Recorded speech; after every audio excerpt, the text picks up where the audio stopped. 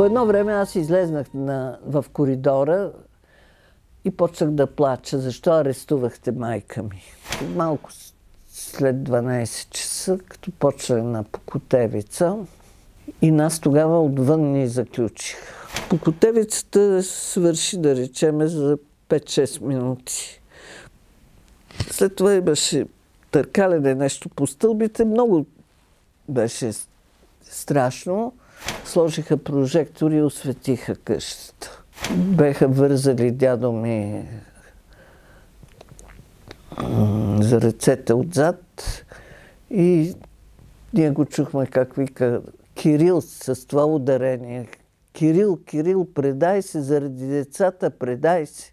И стълбището е цялото в кръв. Започнаха шамари, да брат ми сложиха едно дърво от тези, които се навиват за вътрешните пердета. На мен ми скочи един на гърдите и аз имах счупена кост тук. На 11, току-що бех навършила. Това ли са, попита някои малките фашистски кученца, това ли са децата на убития? И плаче. И казва, майка ви е жива. И после ми е разправил, че аз вика бех тръгнал да се хвърля под трамвая. Майка ти е изтезавана в затвора? Изтезавана е с пукнат крак и пукнат прешен и тя така. Беха прибили отбой. На някакво като животно се слагали на някакво с вързани ръце и крака и се е биели, когато я изхвърлят от един автомобил. И ние чухме само един писък. Получихме част от ръкавелите му потопени в кръв. Истината е вероятно, че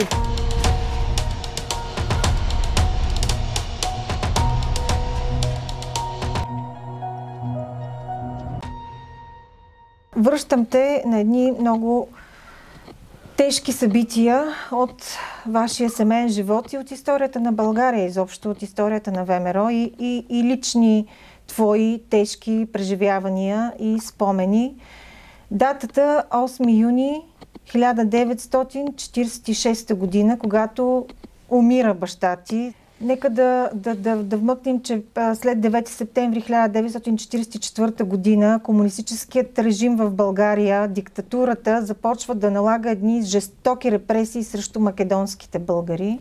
Не само срещу македонските, но и срещу по-издигнати материално или в духовно отношение българи. Срещу цялата интелигенция. Нали, ние сме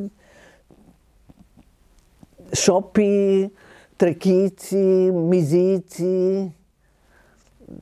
Македония е част от нашия народ тогава. Какво стана на 8 юни 1946 година? Ами на 8 юни ние отидохме да видим, майка ми имаше заповед за назначение в понеделника в Пирдоп като управител на аптека. А пък на другия ден беше задушница. На 9-ти, значи, е била задушницата. Събота се падаше.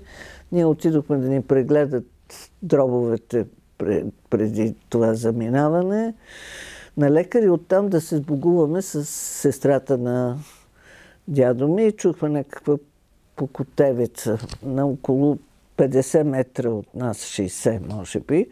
И се събраха веднага хора. Там ние отиваме и мама отиде да попита какво става и казали някакъв убил жена си и се самоубил сега.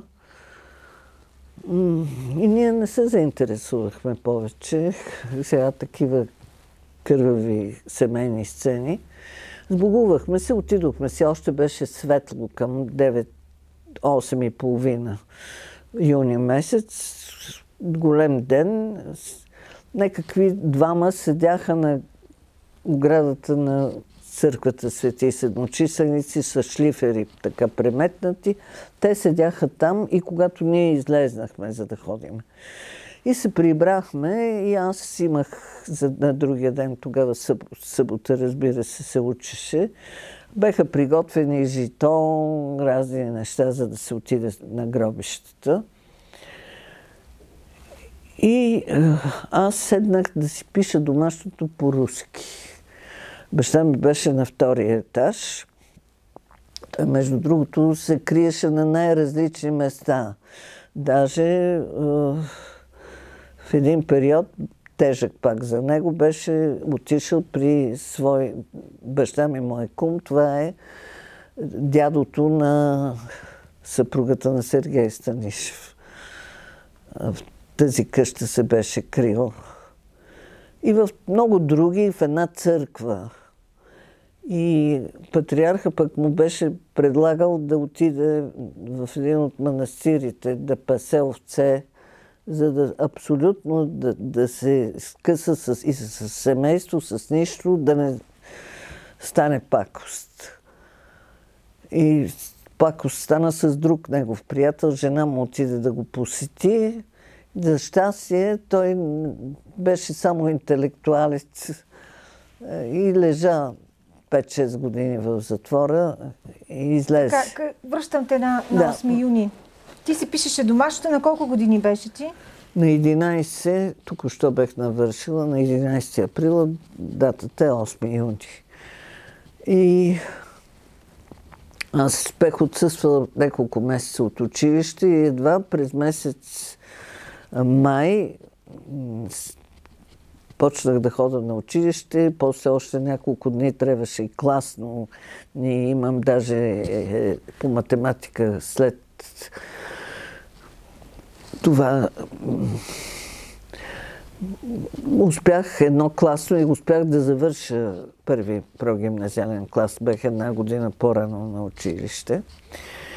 И прибрахме се ние вкъщи на втория етаж в коридора, който е сравнително широк, и беше долу квартиранти, 2 семейства, близки.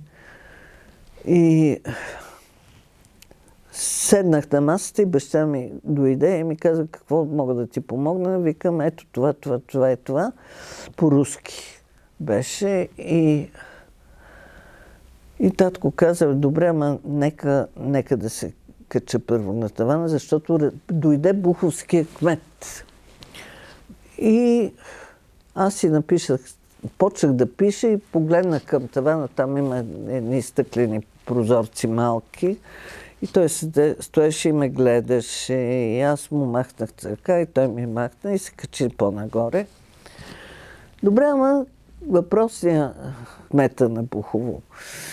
Той, когато идваше, оставаше да спи. Този път фасул бехме готвили и на вечера фасул хапнал малко и а ние си отидохме и си легнахме. Веднага след като вечеряхме. По едно време така се събудих аз от присъствието на хора, от говор. Стаята беше пълна с хора. Мъже и 2 жени имаше. Цивилни бяха всичките. А какво се случва долу? Майка ми тръгва да изпраща въпроси. Скимвам му в 10 часа през нощта. Къде щел да отиде? Не знам, не се е интересувала. Отваря тя вратата, той излиза и тия влизат. Сега предполагам, че е било нагласено. Не знам. Не мога да се закълна и да обвина човека, но най-вероятно е било така, за да има изненада. И те започнаха.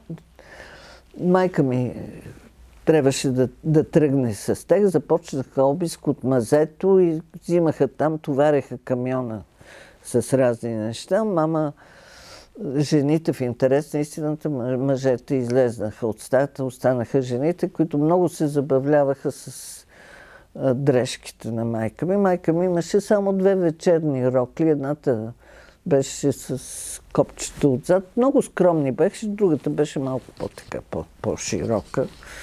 И едно жакетче много красиво, с едни втъкани в плътта, такива като златни, не разбира се, златни неща. Една куприна така накъдрена. Това беше тя, майка ми. Беше много елегантна, но много скромно елегантна. Забавляваха се, взеха я и ние останахме сами. Дядо ми на долния етаж, Войчо ми не се върна. Дядо ми по майчина линия. Ние сме в неговата къща. На къщата се на Цар Шишман. На Цар Шишман. В едната стая долу живееха две сестри, близки роднини на наша родина, стари госпожици, много симпатични, и те станаха горе-долу свидетел. Пък другата стая, пак приятел, когато татко е трябвало да пътува, Давидов се казваше той, Димитър Давидов, с жена си и дъщеричката, обаче беха от няколко дни на вила техна, на сестра и не знам къде. Така че къщата беше само дядо ми. Дядо ми, Войчо ми в това време, без да знаем ние, разбира се, е ранен на 7 места. Като най-тежката му е белия дроб. Ръката... Къде е ранен? Това е била по котевицата. Те му поискали личната карта. Мислили, че е баща ми. На улицата, когато ти казвам, когато ние отиваме да се сбогуваме. Ако ние бяхме разбрали, че това е Войчо ми, нямаше това да се случи. Но той отива на гости, само че от друга посока, на въпросната леля. Ние чуваме само стрелбата, казват някой, че убил жена си в Иланкишата и се застрелял. Те го спират, Войчо ми, мислейки вероятно, че баща ми, те си приличаха сравнително, руси, високи и двамата. И те му искат личната карта и той вижда, че единия има опасен пистолет. И разбира, че нещо, защото имаше предупреждение, разбираш ли кое е страшното. И той на единия в корема такова, другия го бута, те стрелят по него, така улучват го, казвам, на 7 места, но едното беше в белия дроб и го завеждат разбират, че това не е баща ми, го завеждат в военна болница, но ние нищо не знаем. И затова оставаме ние тримата, двете деца и дядо ми. Дядо ми е в кухнята долу, ние сме в стаята. Майка ми я арестуват. Баща ми чува, че има глъчка и разбира, че нещо не е наред и остава горе. Чакай сега. Майка ти отива да изпраща този човек, кмета на Бухово. Те влизат, просто я изблъскват и започват. Едната част почва да работи в мазето, другата в тези две жени, които са си глътнали езика, и третото влизат и в стаята на Давидов. Дядо ми е в кухнята още. Баща ми на тавана. А ние сме на втория етаж с Борис. И влиза една известна по-нататък личност, която почва да ни разпитва. Кой е това? Богданов се казва. Има от него една книга с мото, което дядо ми от Раковски го е разпространявал. Две смърти няма. Се нарича книгата. И той пише, че тази нощ, не пише за своето участие, тази нощ, в която беха арестувани хора на ВМРО като терористи,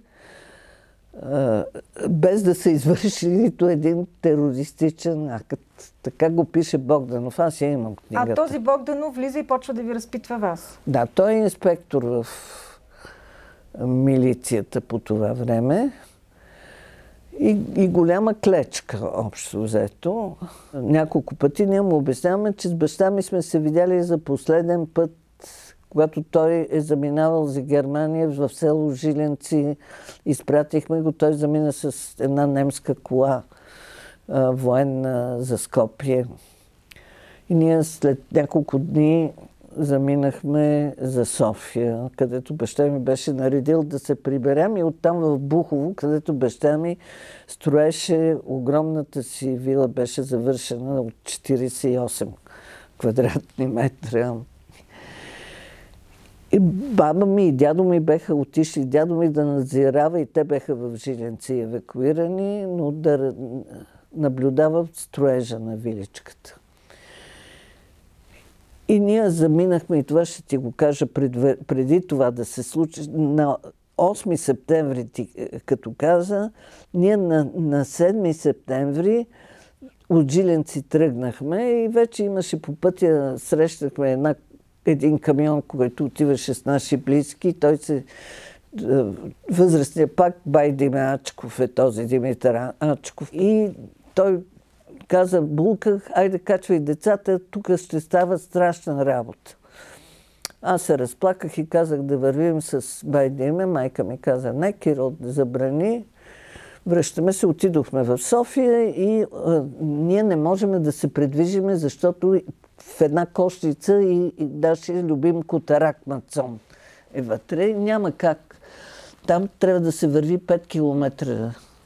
И отиде майка ми да помоли шефа на Софийската полиция, градската, който преди това беше в Скопие, Асен Богданов.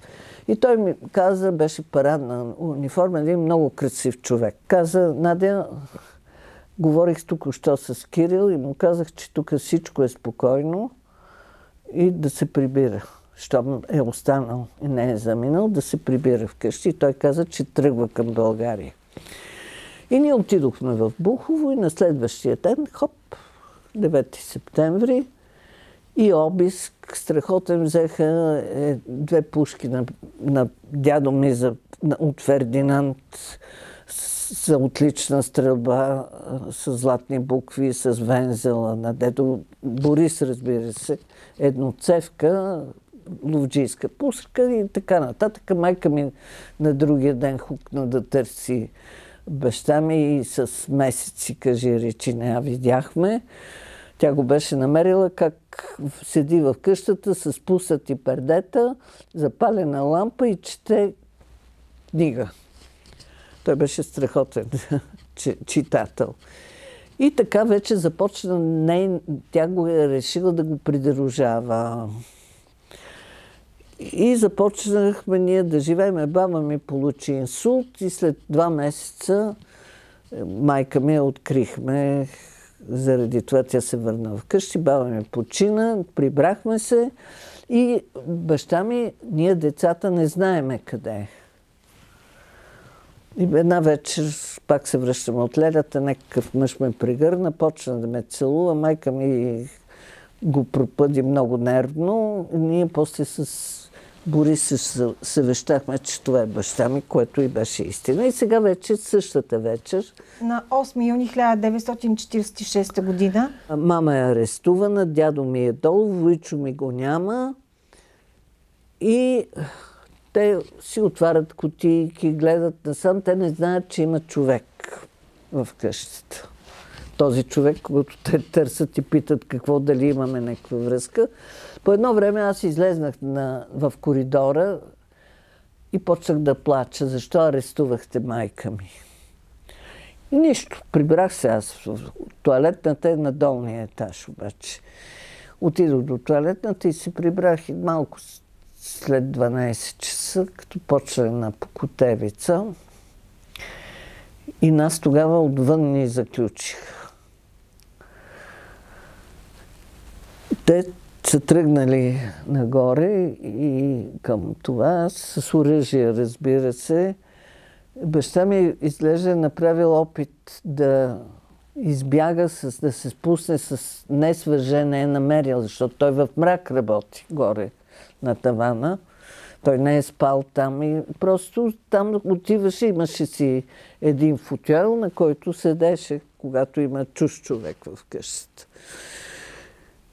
И Покотевицата свърши, да речеме, за 5-6 минути.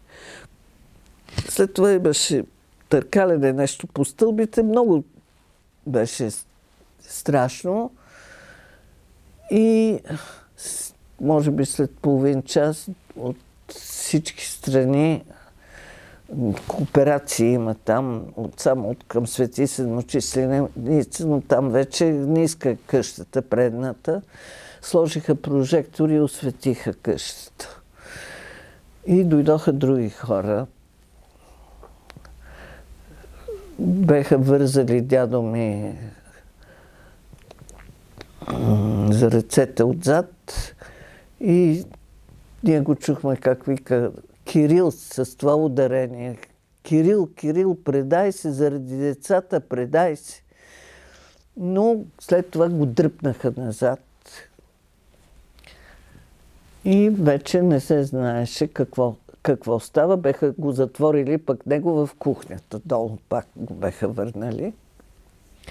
И на сутринта вече трябва да отидем в тоалетната. И стълбището е цялото в кръв.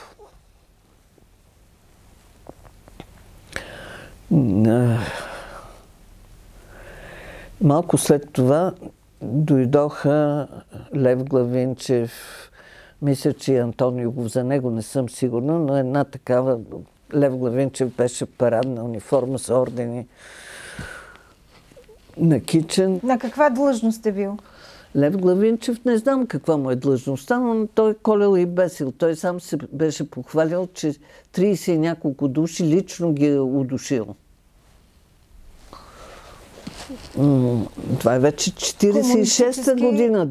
Активист. Той е и партизан, и той е бил... Сега тук е ирония на съдбата. Той е бил... Той е охридчанин и е на баща ми помощник, когато баща ми е пунктов началник. След това обаче го глътват тези ВМРО и комунистите и отива и мисля, че в Ихтиманския ли е бил партизански отряд.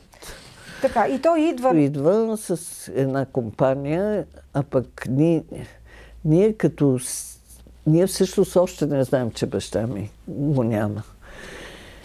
И започнаха шамари, брат ми сложиха едно дърво, тези, които се навиват за вътрешните пердета. Така доста си го набиха, защо не сме казали. И на мен ми скочи един на гърдите, аз си в чупена кост тук. И си отидох. Зарадваха се. Това ли са? Попита някой. Аз мисля, че беше Антонио в малките фашистски кученца. И се започва тази история и си тръгнаха нагоре, след което останаха няколко души. И един от тях, пак с шлифер, беше юни топло, но с шлифер на ръката. Като че ли униформа им беше. И той застана на стълбите. В това време идва друг и казва, това ли са, ние слизаме по стълбите, това ли са децата на убития? И той, един, който го каза това нещо, този човек му шибна шамар.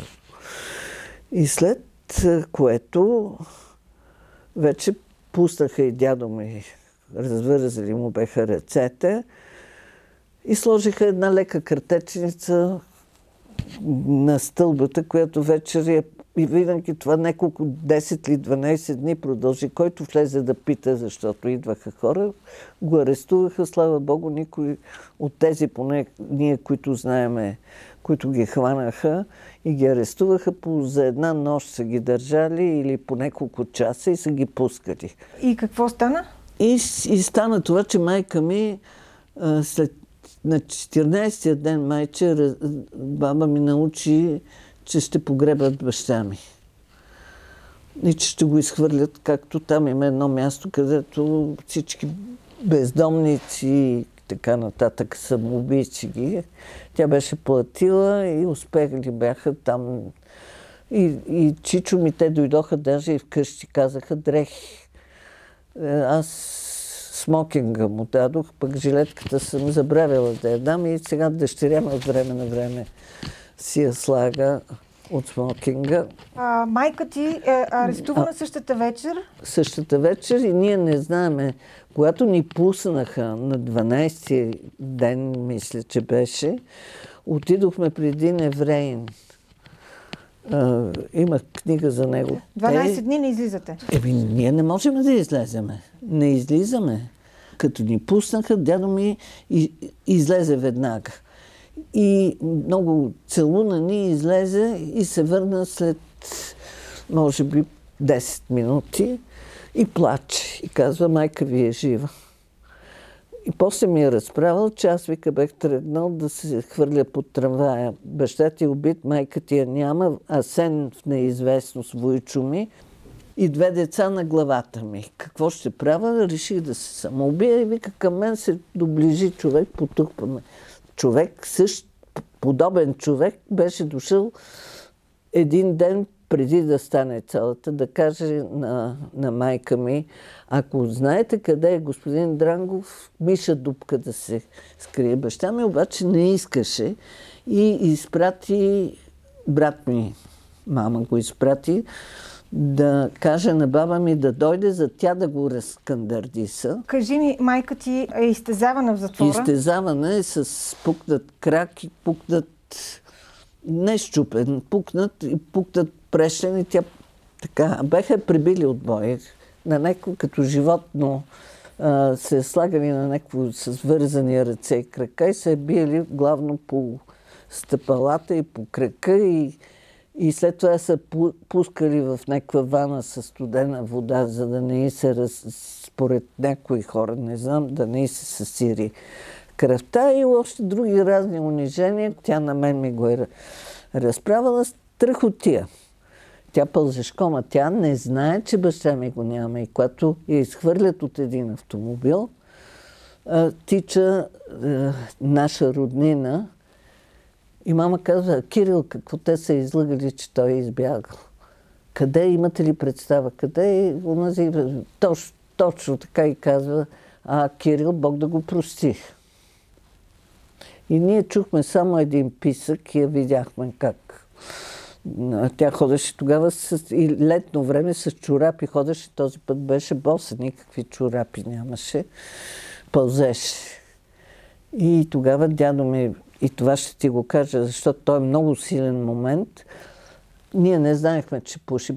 Дядо ми запали една цигара, той не пушеше вече 2-3 години. Запали една цигара и я пъкна в устата. Това македонец, дъщеря си, нали, никой не знаеше, че тя пуши, а той е знаел и въпреки това и така се започва.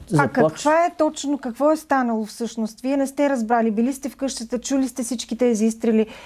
Сега, пише на много места, баща ти е убил 6 души, пък се е самоубил, него са го убили. Каква е истината? Ами истината е вероятно, че при престрелката той е загинал, но преди това е убил един, защото вече нашите комшии и от предната къща казаха, те са чули, наблюдавали са изнесени 2 трупа. Не се е самоубил той, а при престрелката баща ти умира? При престрелката е загинал, вероятно. Той в главата е бил ранен и в гърдите май. И после получихме част от ръкавелите му потопени в кръв. Професор Марков, който е правил аутопсията, искаше да каже на майка ми нещо, тя отказа да слуша каквото и да е. Имаше ли погребение? Погребението са присъствали там няколко жени близки, баба ми, чичо ми и дядо ми. Аз не исках да отида и забраних на Борис. Къде е сега гроба на баща ти? На централни гробища в гроба на неговата баба. Нека да кажем, че тези, включително и това убийство на баща ти, убит при престрелката след обиски, след репресии, да е. Това е от комунистическата власт, лично по нареждането на Георги Димитров 1946 година става, нали така? Така е, защото той при Сталин са... Да, при Сталин са и от Тито само не отива. Министър-председател отива и кой е бил с него и с Антон Югов, може би, който взимат решение да бъде унищожено ВМРО. За да може след това да ги направят българите в Пиринска Македония, да ги направят македонци. А баща ти е бил пречка? Естествено, не само баща ми. Те са маса хора, които никога не биха позволили някой да дръзне да прави човек, който е избягал от Сърбия или от Гърция. Страхотна емиграция имат по това време, преди години. Кажи ми сега, след толкова години по-късно, толкова години са минали, какви чувства изпитваш, когато говориш за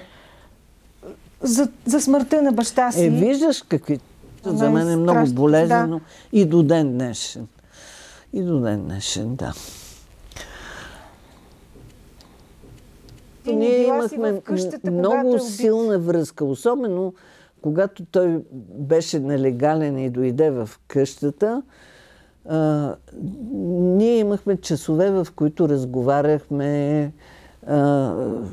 Той ми даваше какво да чета и така нататък. Той преди това беше много нежен баща. Моля? Добър баща ли беше Кирил Дрангов? Какво би казала днес на тези, може би, наследници на тази комунистическа власт или на онези убийци от комунистическия режим по това време? Аз това го казах веднъж пред телевизията при Росенбек. Казах, че ние още вече, когато дойде 10 ноември, се събрахме няколко, от които сме живи само двама деца на убити, и си говорихме, че ако имаме власт, ние няма да допуснем една капка кръв, да ги съди съд, но не и на смърт. И иначе ще продължи кълбото да се търкаля кървавото кълбо. Още един въпрос, който е много спорен и витае така в историята, в пространството, за убийството на генерал Портогеров. Баща ти е едно от имената, които се спряга някъде, може би не някъде, даже моят приятел Портогеров, академик Марков, го написа, има една книга от него, камбаните. Вярно ли е това? Да изчистим не е верно, този че въпрос. даже строил и се радвал как го убиват Портогеров, благодетеля на семейството. Пък защо благодетел, не знам. Приятел, баба ми си ги е отгледала и с заеми, и с работата на Борис, на Чичо ми също. Тоест баща ти Кирил Дрангов не е убил Александър Портогеров? Не, за мен 100% не. Защото той няма защо да лъже. Той го е казвал в разговори с майка ми, когато пак си говорят по тези. Как преживя майка ти смъртта на баща ти? Ужасно, ужасно. Тя беше дълго време не на себе си. И в Несебър бехме изселени. Там някак си беше по-спокойно. Нямаше хора, които да... Като такова при брат на дядо ми, войводата за нещо.